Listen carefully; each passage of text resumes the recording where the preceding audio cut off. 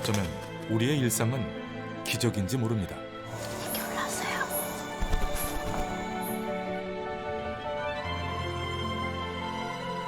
자연은 섬세한 연결망입니다.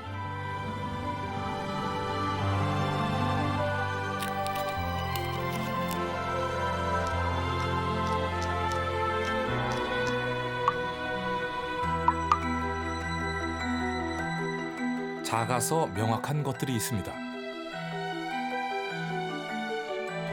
충실하게 집을 짓고 대를 잇는 일생을 보여주는 존재들이죠. 우와, 지금 꿀이 가득 차서 별집이 가득한 느낌이 들어요.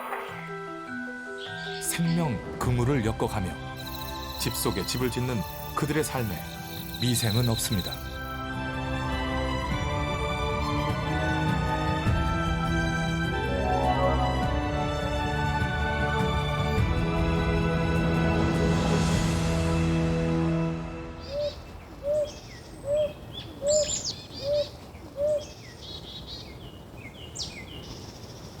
자, 지금부터 저희 집을 소개해 보도록 하겠습니다. 이렇게 들어가 보시면, 자, 여기 지금 보이시는 이곳이 바로 저희 집이고요. 그리고 이렇게 쭉 가다 보면 이 위쪽에는 목련나무가 있어요. 이 목련나무는 되게 오래된 나무인데요. 곤질박이가 와서 새끼를 키우기도 하고,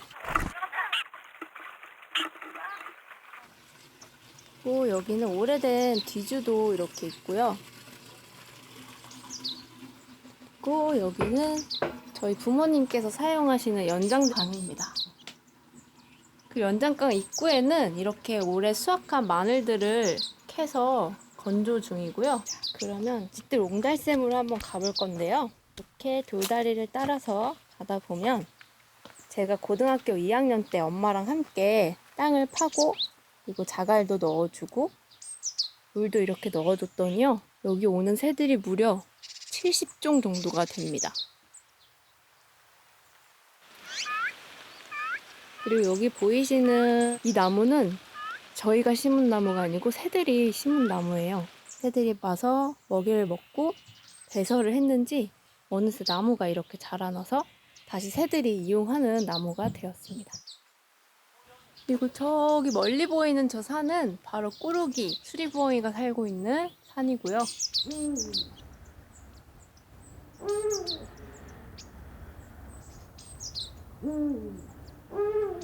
새소리 따라 오솔길을 걷다 보면 이 동네 터줏대감을 만납니다.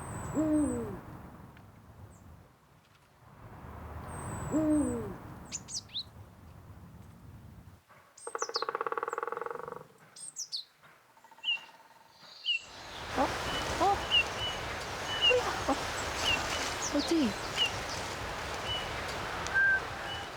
정말 가까이 있나 봐요.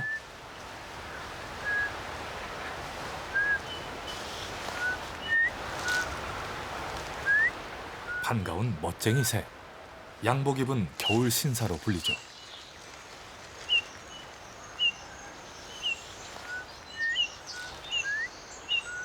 도톰한 부리로 오물오물 씹는 것은 바로 이 열매입니다. 붉은 유혹. 노박덩굴 열매는 온몸으로 새의 눈길을 사로잡죠.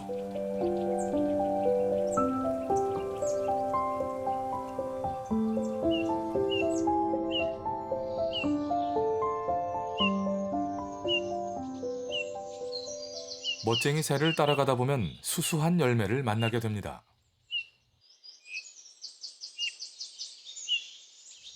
개모시풀 열매. 작고 보잘것없지만 겨울을 버티게 하는 소중한 식량이죠. 씨앗이 막 쌓여 있어서 엄청 작거든요. 아유, 엄청 작은데? 멋쟁이 새의 몸무게는 24g.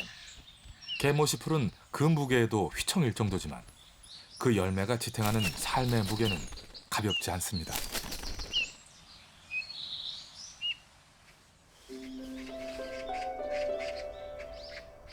새를 가까이 한 생활이 20년째.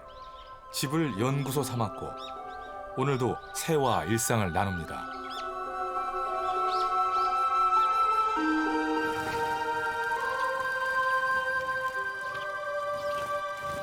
집의 일부는 새를 위한 나눔의 공간입니다.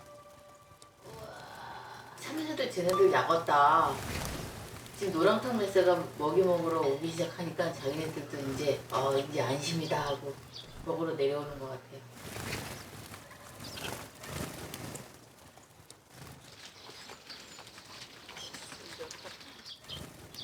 겨울, 배고픔을 달래주는 건 흩어진 씨앗입니다.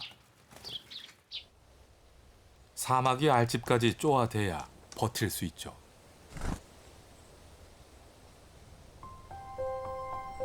삶은 뜻하지 않은 흔적을 남기고 새로운 인연을 잉태합니다.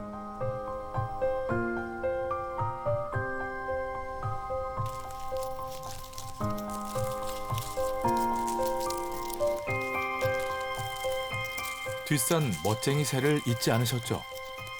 그의 알리바이가 뒤뜰에 남았습니다.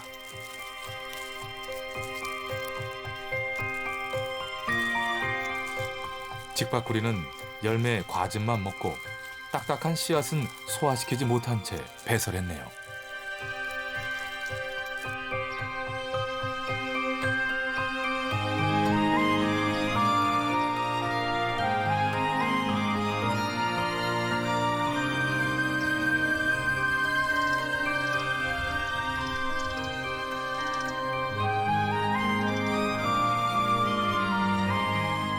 나무는 이 순간을 위해 겨우내 에너지를 비축했습니다.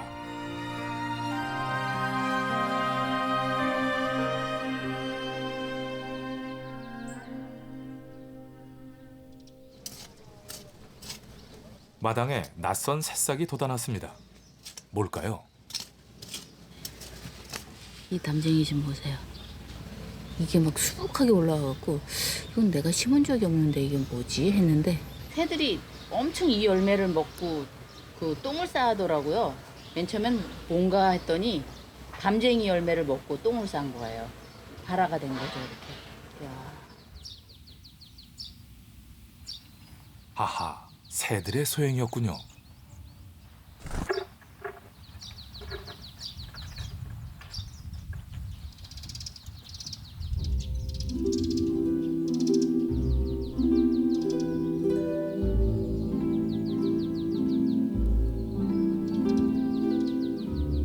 뿌리가 자리를 잡으면 햇빛을 향해 떡잎이 고개를 듭니다.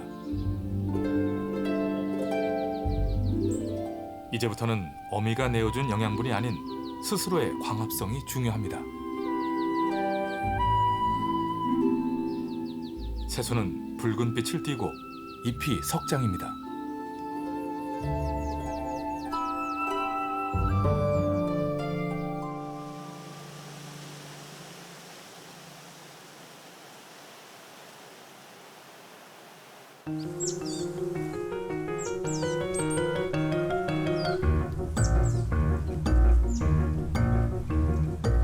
담쟁이는 홀로 서지 못합니다. 기댈 곳을 찾아야 살아남을 수 있죠. 흙바는 뿌리가 변형된 것으로 꿈틀대며 붙을 곳을 물색합니다. 미세한 굴곡을 촉각으로 읽어내고 하나 둘 발을 뻗습니다.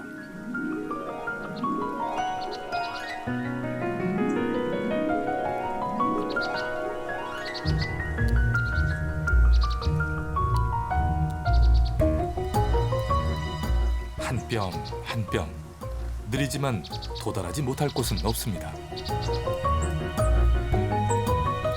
담쟁이는 새순과 흙반 뻗는 작업을 병행하면서 길을 개척해 나갑니다.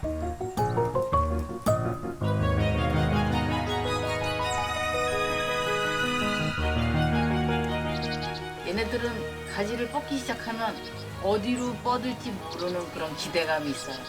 전혀 예상하지 못했던 방향으로 막 뻗거든요.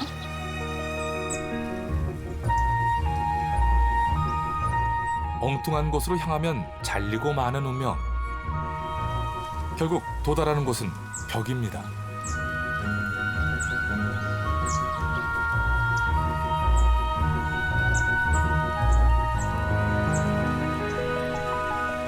초록 덮개가 되어 집을 감싼 담쟁이.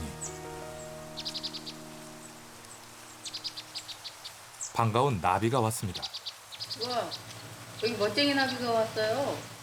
성체로 월동하고 힘겹게 날아온 멋쟁이 나비.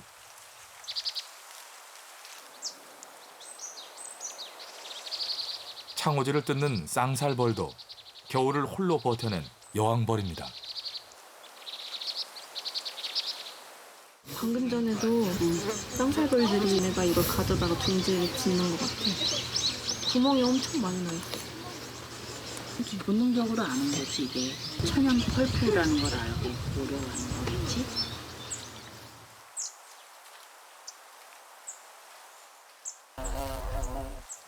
벌들이 다 가져갔어요. 벌들이 가져간 자리가 자꾸 바람에 그냥 뿅 떨어진 거예요. 쌍살벌은 종이와 침을 섞어 견고한 집을 만듭니다. 육각형 방에는 이제 여왕을 보필할 일꾼들이 하나둘 자라고 있죠.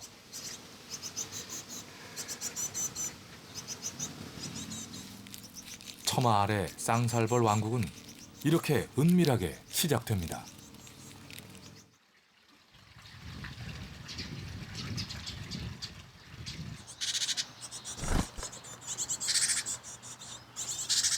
박새는 해마다 떼죽나무 아래 둥지를 틀었죠.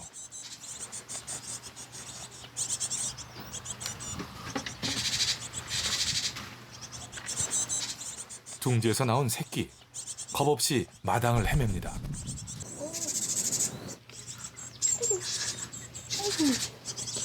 야, 여기로 날아오면 너 어떻게 해? 니네 엄마한테 가야지. 야, 어쩌라고. 어미와 천적이 새끼 곁에 있습니다. 그런데 웬일입니까? 잘 어울리는데? 비행은 미숙한데 행동은 천방지축. 옳지. 와, 됐다. 이제 머리도 받아먹고 그래. 옳지. 옳지. 새끼에겐 아직 떼죽나무가 안전지대입니다.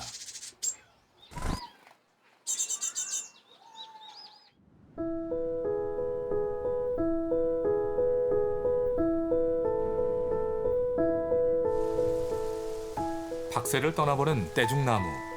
땅을 향해 꽃을 피웁니다.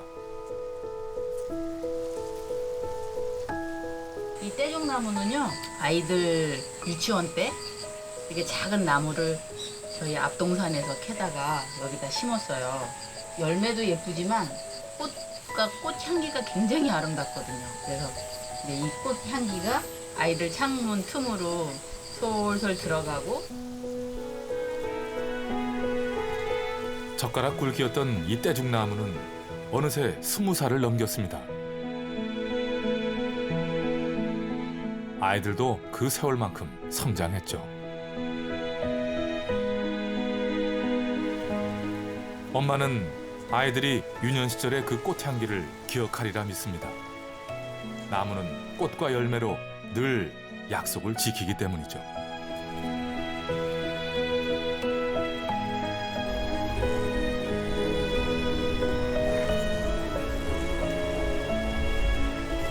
꽃잔치에 빠지지 않는 손님이 있죠.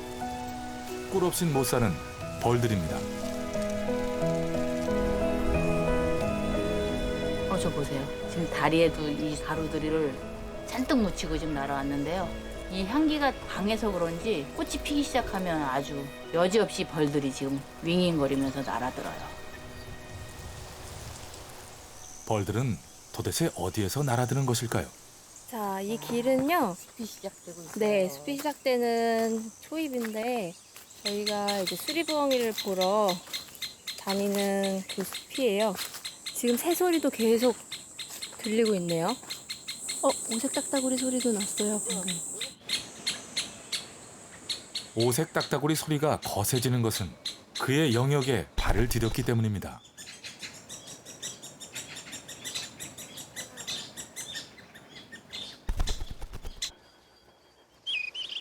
하늘에서 방금 그 아니에요? 그래?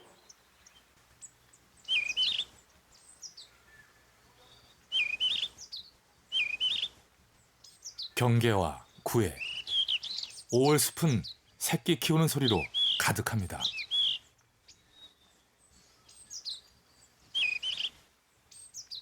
오도동 뒷산 절벽.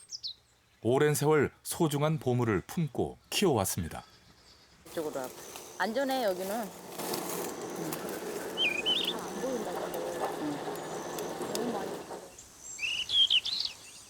숲의 최강자. 홀로 서기를 준비 중인가요?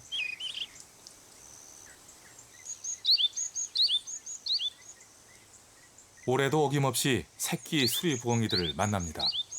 건강한 눈빛이어서 반가움은 더 커집니다. 지금 두 마리가 같이 있네. 대박이다. 둥지 떠나와서 이동하는 동선들이 여기에 아주 딱 길이 나 있더라고. 마치 선반처럼.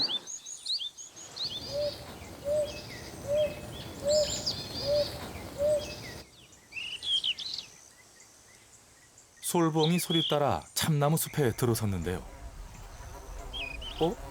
새 둥지에 벌떼가 몰려들었습니다. 처음에는 서쪽새나 솔봉이가 이 둥지를 사용했으면 해서 인공둥지를 달아준 거거든요. 얼마 후에 서쪽새하고 솔봉이 소리가 들리길래 혹시나 해서 와봤어요. 어머, 그랬더니 벌들이 새카맣게 여기 모여 있는 거예요. 꿀벌이 희한하게 인공둥지에 왕국을 건설했습니다.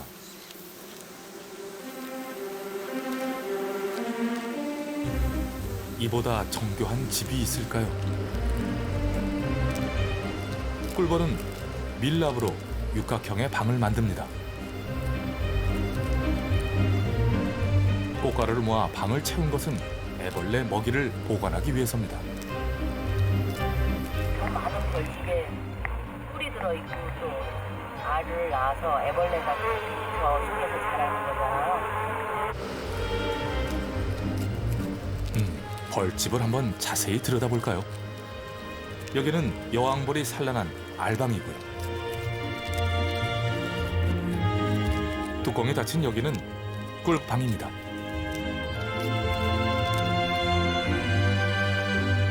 꿀벌은 농부처럼 부지런한 일과를 보냅니다. 다리에 꿀을 잔뜩 묻혀오는 것은 일벌의 역할이죠.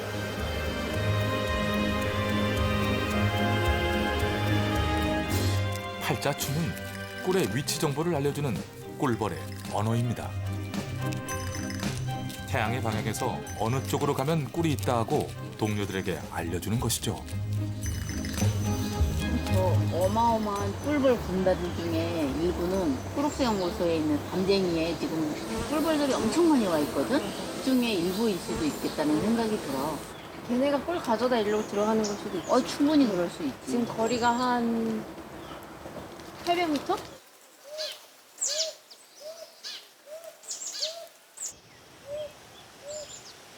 뒷산과 뒤뜰의 거리 800m. 울타리가 없는 집은 누구에게나 열려 있습니다. 자, 이 담쟁이에 어떤 손님이 찾아드는지 기다려볼까요?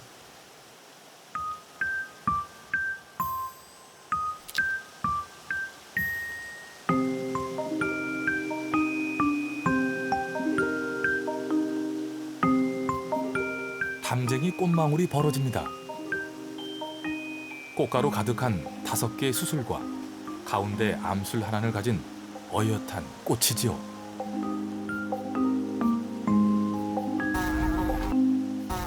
담쟁이 꽃을 보기는 쉽지 않습니다. 벽에 바짝 붙어 피기 때문이죠. 하지만 꿀벌은 귀신같이 꽃을 찾아냅니다. 꽃은 작지만 어마어마한 개수로 피기 때문에 매혹적인 꿀 공급지죠. 지금 이 담쟁이 꽃이 막 피기 시작하니까 이걸 알고 지금 막 벌들이 벌떼같이 지금 날아든 거야. 소리가 참 좋다. 그렇지.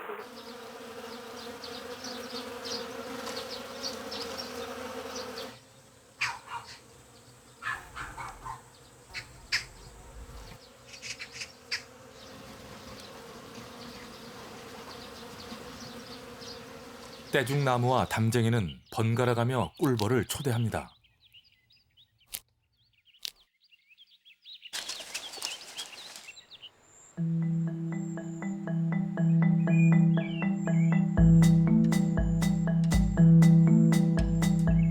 병정개미의 감시 아래 공주개미가 혼인 비행을 준비합니다. 개미 왕국은 분가를 통해 영토를 확장하죠. 1년에 단 하루 공중에서의 짝짓기를 위해서입니다. 이 집엔 집 속에 집이 여러 채입니다. 곤충 호텔은 일종의 다세대 주택이라고 할까요? 청벌은 지금 산란 기회를 엿보고 있습니다.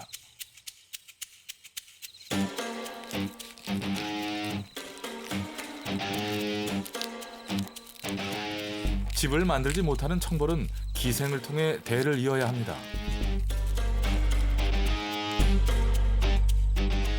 감탕벌을 쫓아 여기에 온 이유입니다.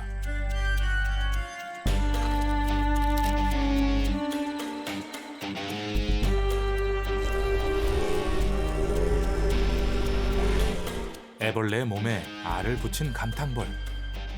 애벌레를 죽이지 않고 마취시킨 것은 알에서 깨어난 새끼에게 신선한 먹이를 제공하기 위해서입니다.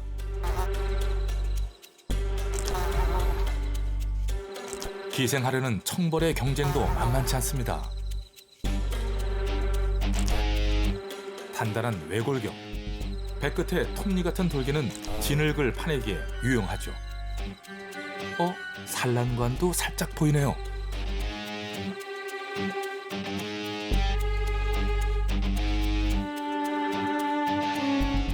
온 힘을 다해 청벌은 남의 산란방에 알을 붙였습니다.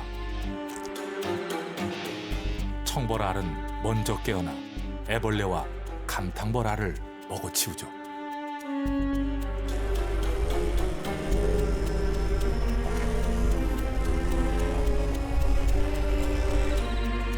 감탕벌 어미는 진흙을 물어와 입구를 봉합니다. 습도를 유지하고 개미의 침입을 막기 위해서죠.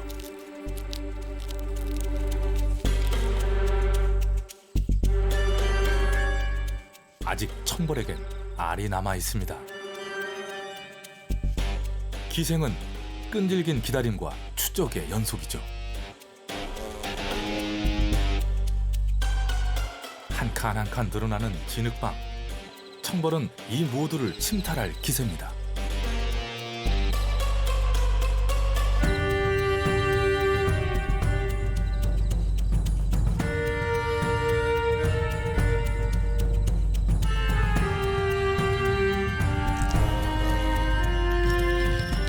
기생당한 줄 아는지 모르는지 감탕벌 어미는 마지막 공사까지 정성을 다합니다. 이렇게 뭐 많이 메어있다. 하나, 둘, 셋, 넷, 다섯, 여섯, 일곱. 방이 꽉 여기 찼어. 방이 진짜 꽉 찼는데? 방 거의 다 찼어.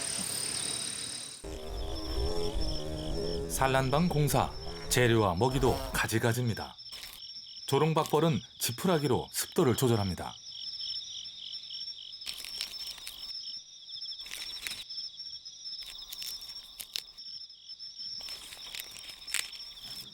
먹잇감은 주로 배짱이 종류. 마취시켜 산채로 끌고 들어가 방에 가두고 산란합니다. 어둠 속에서도 한치의 오차 없이 수행하는 임무죠.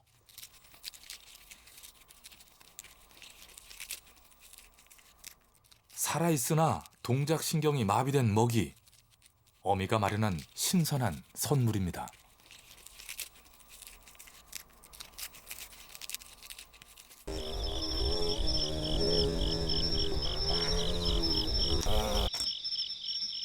지금 보니까 계속 끊임없이 뭘 물고 들어가고 하는데 종류도 되게 다양하고요. 그리고 어떤 애는 뭐 꽃, 어떤 애는 풀, 어떤 애는 한지, 어떤 애는 송지. 종류가 또 다 다른 거 보니까 또 나온다. 저기 또 나와. 왕가의 벌은 송진을 물어와 산란방 공사를 합니다. 송진은 부패를 막아주죠.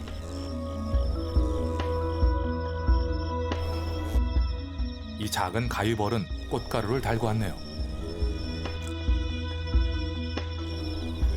가위벌 이름은 잎사귀를 정교하게 잘 자르기 때문에 붙여졌습니다.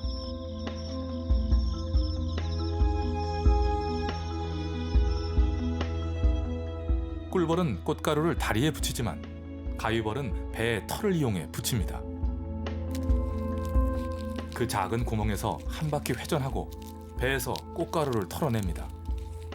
꽃가루는 새끼의 먹이가 되죠.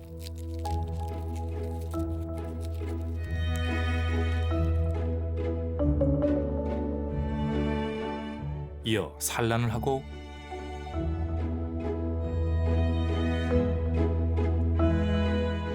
잎사귀로 감싸죠. 이렇게 한 칸 한 칸 채워가는 산란방. 가위벌은 꽃가루를 어디서 가져오는 걸까요?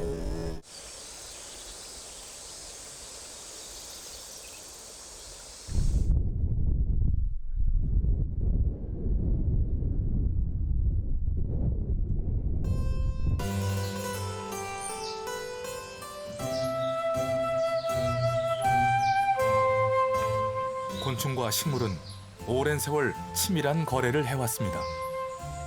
꽃가루가 어떻게 만들어지는지 깽깽이 풀을 한번 자세히 볼까요?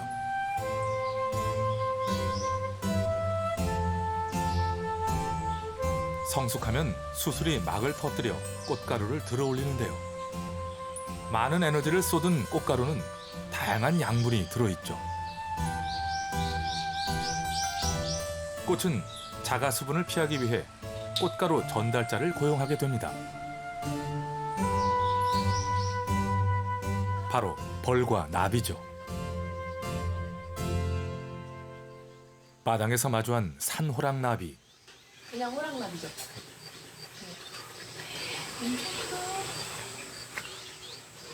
우와. 자, 벌을 따라서 마당을 한 바퀴 돌아볼까요? 민들레 꽃가루는 꿀벌의 뒷다리에 붙어 확실하게 배달됩니다.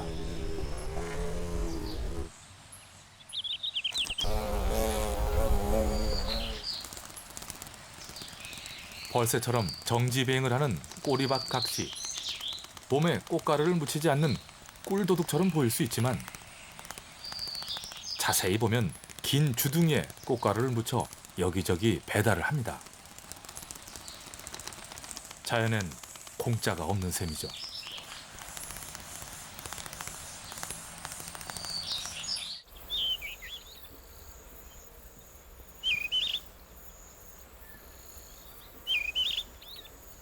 뒤뜰 한켠의 제비꽃. 이번엔 씨앗의 여정을 한번 볼까요?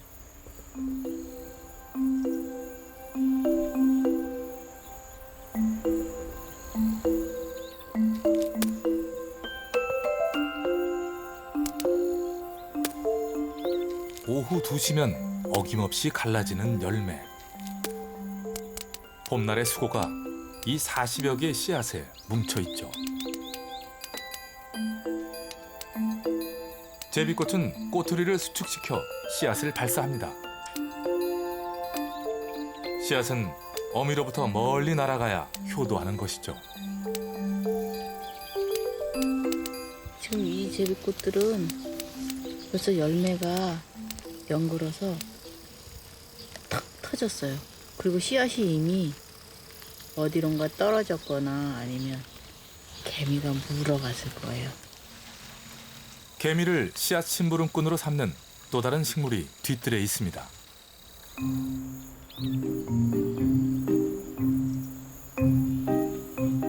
깽깽이 풀은 좀 더 크고 무거운 씨앗을 땅에 내려놓죠.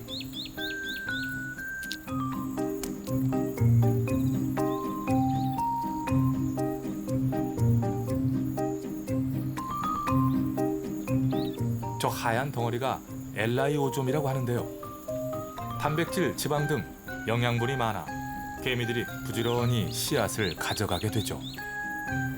식물과 곤충의 오묘한 협력으로 뒤뜰은 날마다 변화합니다.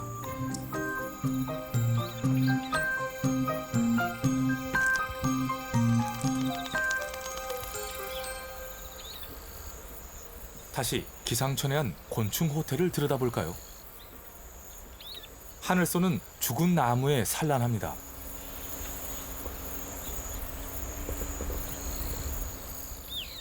하늘소 추적자 고치벌. 더듬이로 작은 틈을 살핍니다.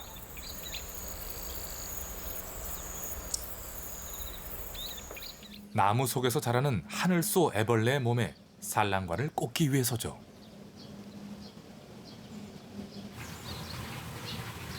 타고도 나무 갉아내는 소리. 그 나무 속에서 갉아낸 그 나무 꽃빵 이런 것들을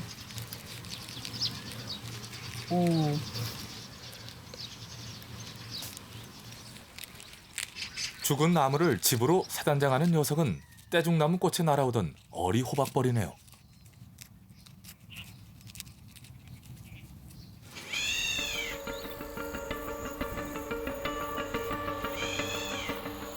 밑들이 벌의 더듬이는 나무 속 진동을 감지하는 중입니다. 특히 가위벌의 애벌레에 기생하는 종으로 알려져 있죠. 목표물 발견.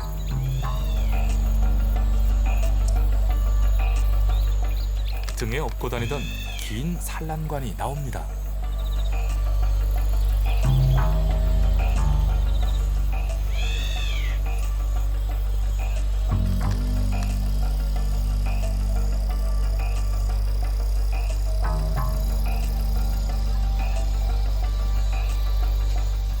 산란관 끝엔 톱니가 나 있어 나무에 구멍을 내면서 파고 들어가죠.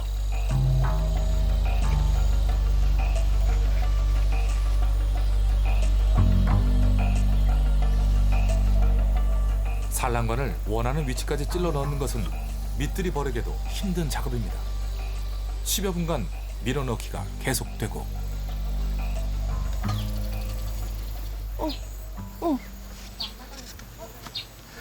알 나오는 것 같은데요? 너무 희한하게 생겼어.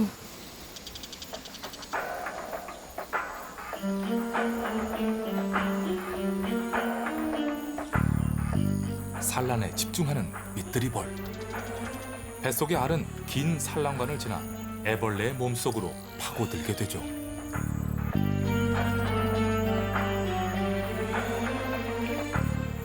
얼마나 많은 힘을 쏟았을까요?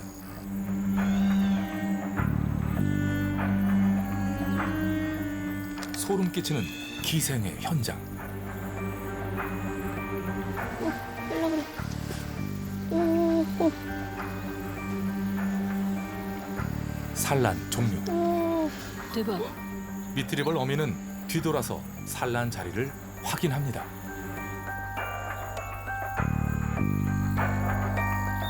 세수한다. 더듬이 세수? 응.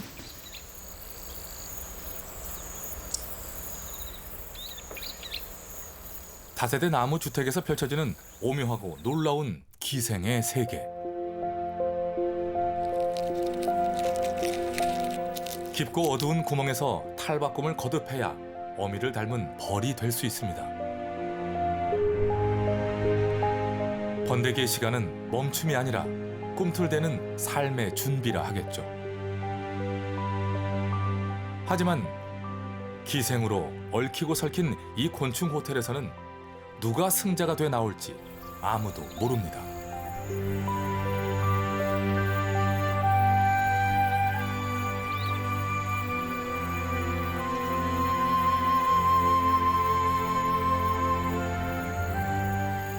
잘 보이지 않지만 집 주변에는 더불어 살아가는 존재들이 많습니다. 뒤뜰 옹달샘은 15년째 새들을 위해 내어준 공간입니다.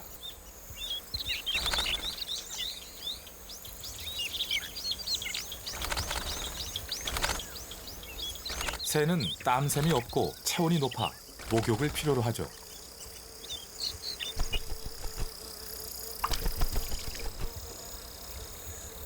예민한 물가치도 이젠 망설임 없이 목을 축이기 위해 이곳을 찾습니다.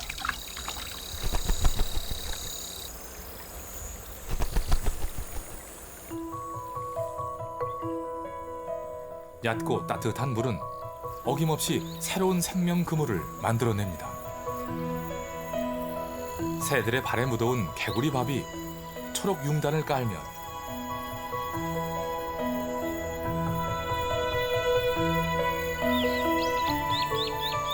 sil 잠자리가 날아와 산란을 하고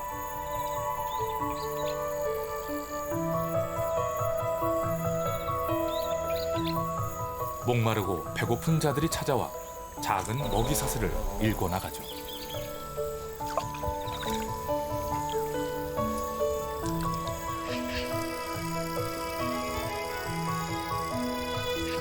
옹달샘 주변 새들이 씨앗을 뿌린 이 나무는 이제 9살이 돼가고 있습니다. 어느 해 초겨울에 이 뒤뜰 옹달샘에 황여새, 홍여새가 약 30여 마리가 때로 날아온 적이 있어요. 그리고 나서부터 어느 순간 이 작은 나무가 자라기 시작하는 거예요. 저 나무는 황여새, 홍여새가 심은 나무예요. 새들이 물을 마시고 배설하면서 키운 노간주 나무, 산수유, 고용나무. 이젠 작은 숲으로 성장하고 있습니다.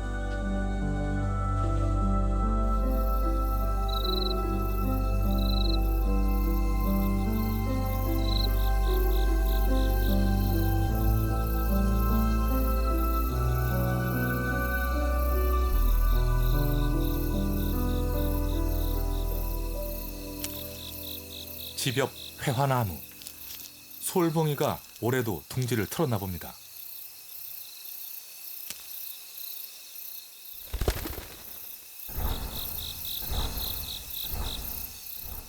(15년쯤) 됐을까요? 같은 솔봉이는 아니겠지만 해마다 꼭 저 자리에서 새끼를 키워냈답니다.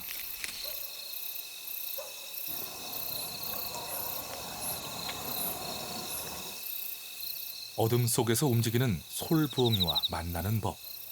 엄마와 딸에겐 요령이 하나 있습니다. 둥지 쪽을 바라보고 있는데 위에서 뭔가 푸르르 떨어져요. 어미가 먹이를 잡아와가지고 바로 날개를 떼어버리고 새끼한테 가져다 먹이는데요. 가끔 솔부엉이가 보이지 않을 때 엄마가 떨어진다. 가루 같은 게 날린다. 날린다 딱 보면 어미가 먹이 손질하고 있어요. 여름철새 솔부엉이의 번식 시기는 대형 나방의 발생 시기와 일치합니다.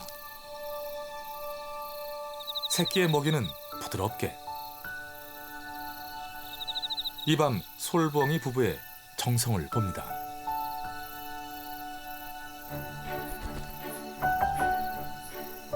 솔부엉이 어미가 큰 먹이를 잡아왔네요.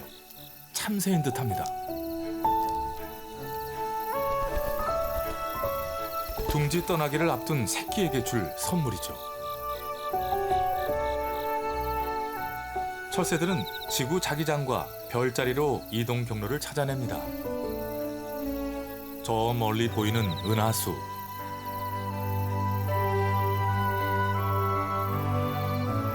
회화나무 둥지 위로 백조자리가 흐르고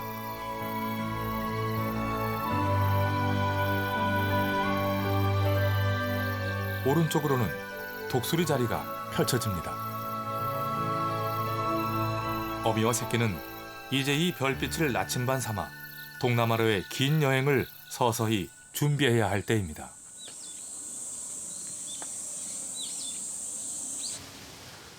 다시 회화나무 아래 섰습니다. 간밤에 솔봉이가 남긴 흔적을 줍기 위해서죠.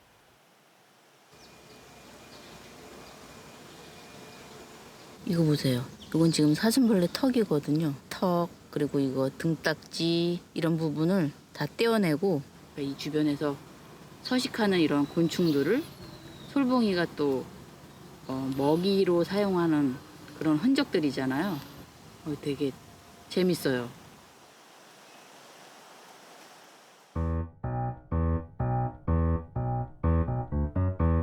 흔적들을 모으면 동네의 먹이 사슬이 고스란히 보입니다.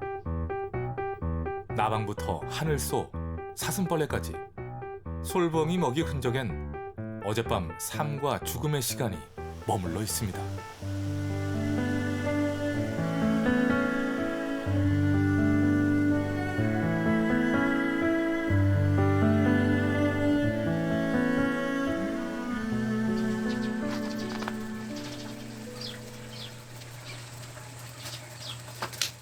새를 가까이 하면서 이 집에서 보낸 30년의 세월.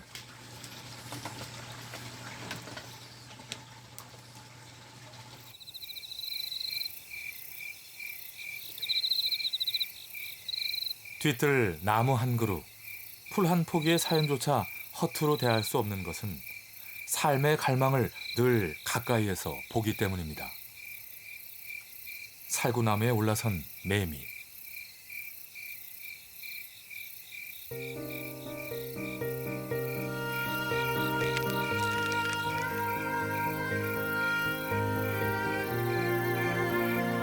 오늘 밤 뒤뜰은 날개도지를 위한 대변신이 펼쳐질 모양입니다.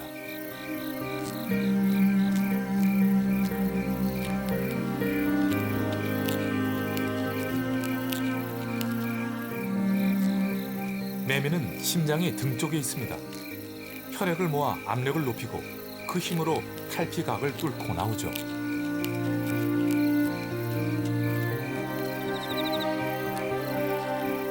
자세히 들여다보면 기적이 아닌 삶이 없습니다.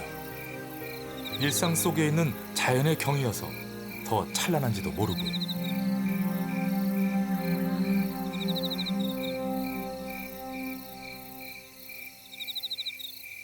자, 이번에는 곤충의 눈으로 한번 집을 둘러볼까요?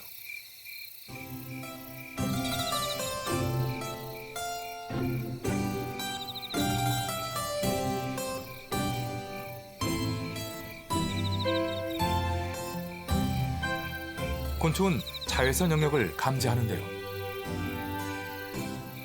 시선을 바꾸면 집은 새로운 행성으로 변모합니다.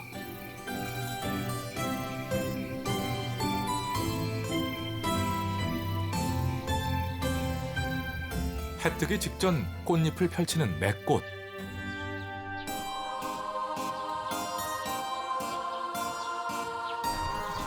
이른 아침 첫 손님은 꽃등에입니다. 꽃등의 눈에는 꿀샘 위치가 가장 중요하죠.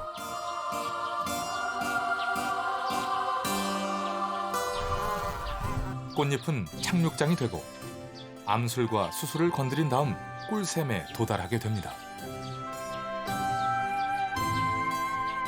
자, 이번에는 벌의 시선으로 마당을 누벼볼까요?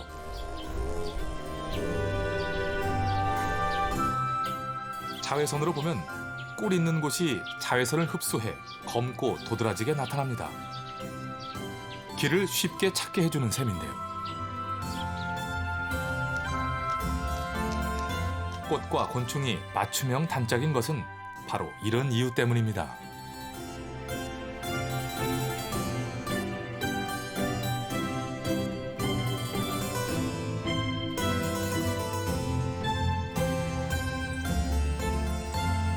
곤충은 컬러로 세상을 인식하지 못합니다. 그렇다면 나비를 불러들인 산국의 전략은 어떤 것일까요? 이 꽃이 다 핀 모습이 동전 10원짜리보다도 훨씬 작아요.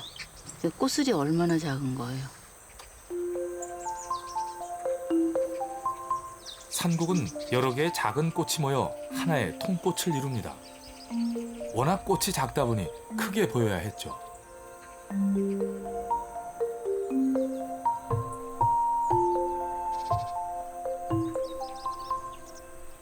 수술해서 꽃가루가 터지면 짙은 향기가 멀리 퍼져나갑니다.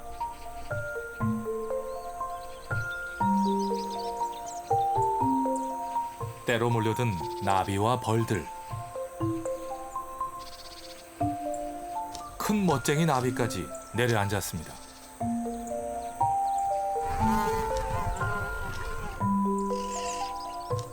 꿀빨기에 몰두할수록 천적의 접근은 쉬워지고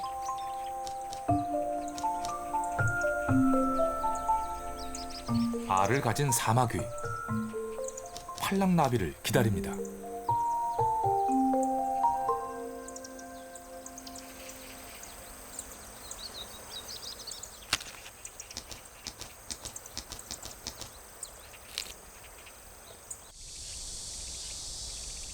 멋쟁이 나비는 어디서 날아온 것일까요? 뒷산 절벽, 수리부엉이 부부가 20년 넘게 살아온 터전입니다.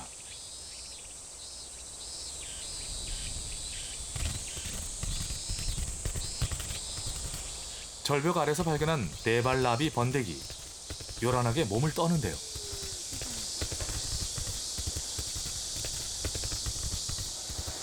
소리도 나요. 소리도 나. 네발나비 애벌레가 번데기를 건드렸네요. 사위 질방 잎사귀를 우산 모양으로 접은 것은 비를 피하기 위해서입니다.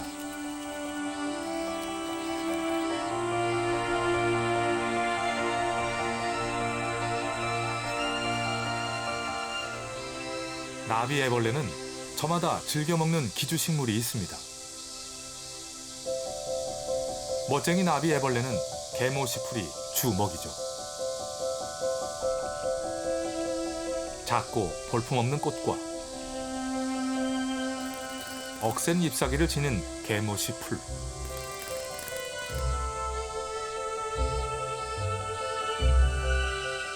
큰 멋쟁이 나비는 그 잎에 보석 같은 알로 술을 놓았습니다.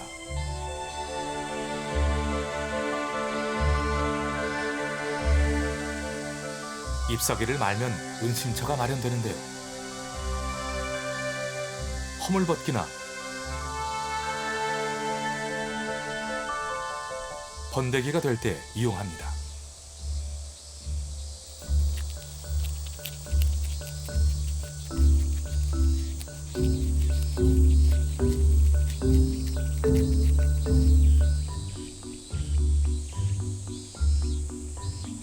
번데기로 몸을 고정한 지 5일째.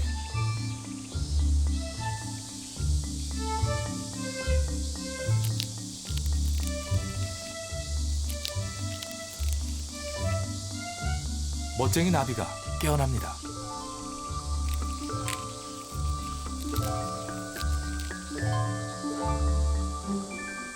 말려있던 주둥이를 빼고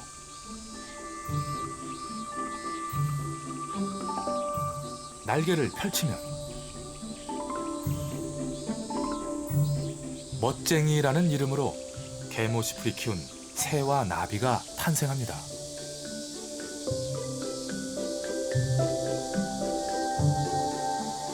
우리가 작고 보잘것없는 개모시풀을 주목한 이유입니다.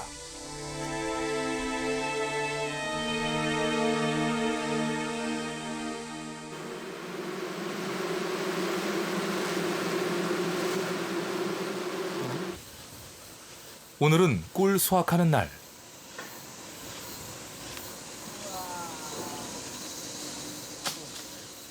벌통은 이미 꽉 찼습니다.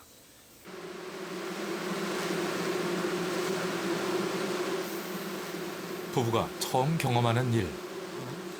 손이 서툴러서 두려움 반, 기대 반입니다. 세상에. 어머니가.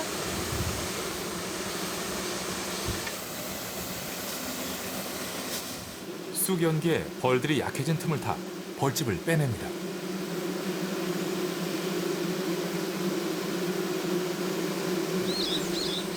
이야, 꿀이 제법 많은 것 같은데요? 여기 벌 또 붙어 있는데. 이제 다 딴 거죠? 하나 남겨둬야지 이걸요. 와. 어느새 벌에 대한 두려움도 달아나 버립니다. 뼈를 만든 건데. 근데 이거 내가 이렇게 따면서 꿀을 이렇게 먹어보려 난 상상도 못해서. 그치? 남들이 그 TV에서 보는 거, 어. 그 꿀 따는 거 그 직접해서 먹잖아. 야, 나도 저런 거 한번 언제 한번 먹어볼까. 그 생각을 했었는데 이거 오늘 한번 먹어볼까. 근데 올해 인공둥기를 달아줬는데 어떻게 벌이 친 거잖아. 벌이 들어온 거잖아.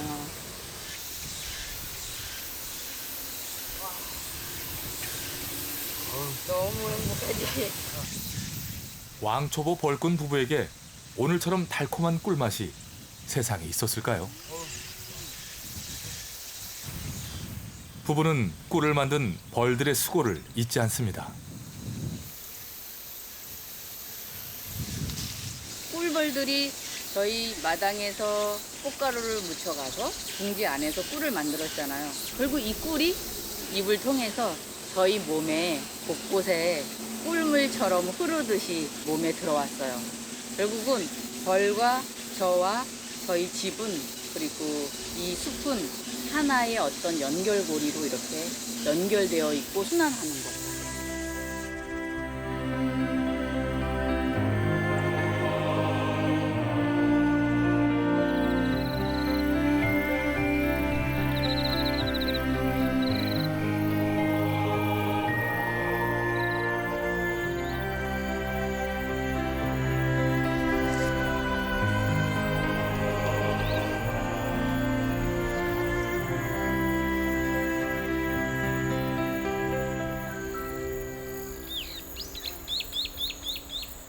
집이란 무엇일까요?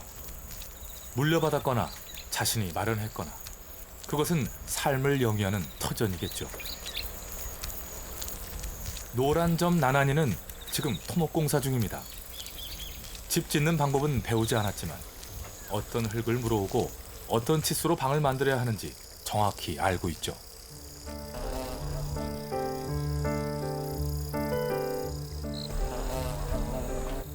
그들의 집은 크지 않습니다.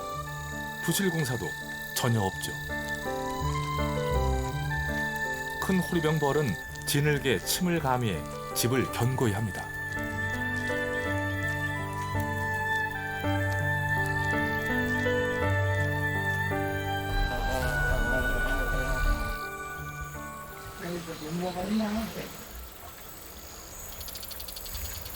흙에서 얻어내는 것들은 흘린 땀의 크기에 비례합니다.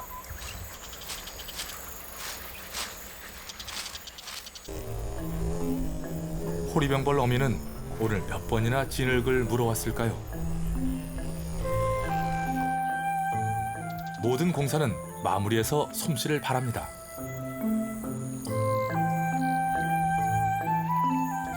도자기 밑듯이 아주 주둥이도 아주 얇게 잘 빚어놨는데. 이야, 신기하다. 산란, 온 힘을 다해 몸을 고정합니다.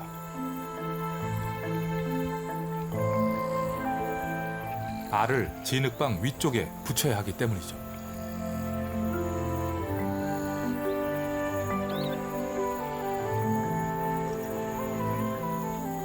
벌들이 흙집을 짓고 알을 낳고 거기서 어떤 삶의 과정을 들여다보면 사람들이 한 집에서 아이들을 키우고 공성을 들여서 살아가는 그런 과정과 별반 다르지 않다고 생각해요. 나방애벌레는 미래의 식량입니다. 먹이, 보온, 습도, 천적 방어가 갖춰진 집. 어미로서의 일은 여기까지입니다.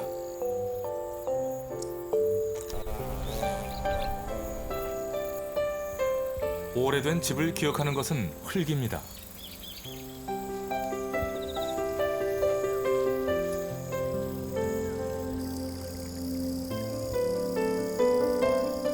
호리병벌 어미의 집짓기는 아마도 수천 년, 수만 년 전의 방식 그대로일 겁니다. 작은 흙집은 할아버지가 살았던 집과 닮아 있습니다. 오래되어도 변하지 않고 자연의 일부로 존재하기 때문이죠.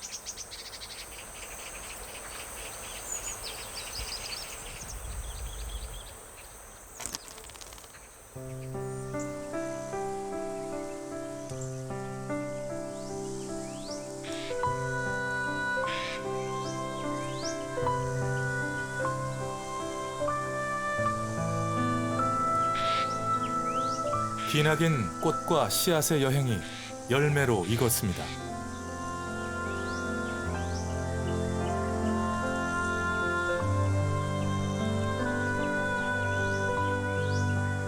탐쟁이 덩굴의 가을.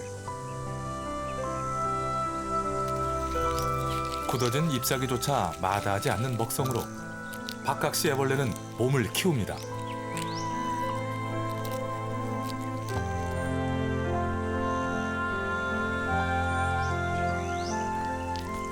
사막 위 어미는 배끝에서 거품을 쏟아내 알집을 만듭니다. 겨울 추위에도 끄떡없는 포근하고 단단한 알집이죠.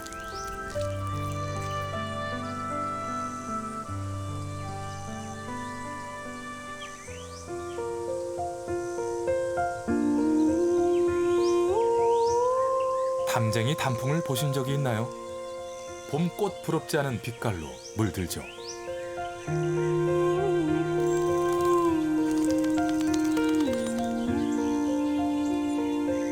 떨켜는 수분 통로를 차단하는 조직입니다. 메마른 담쟁이 잎은 낙엽이 되고 말죠.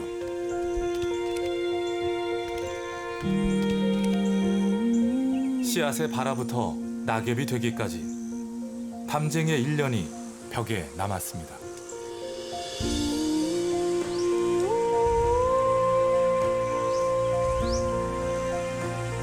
어미가 남긴 삶의 의지죠.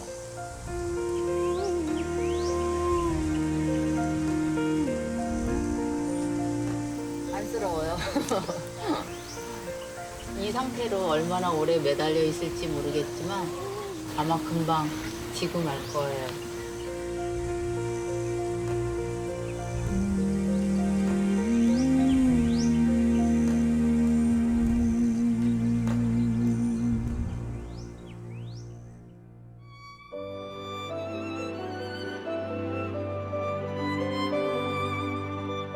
저희 뒤뜰과 이어지는 오솔길들이 중간중간 허리가 잘려나갔어요.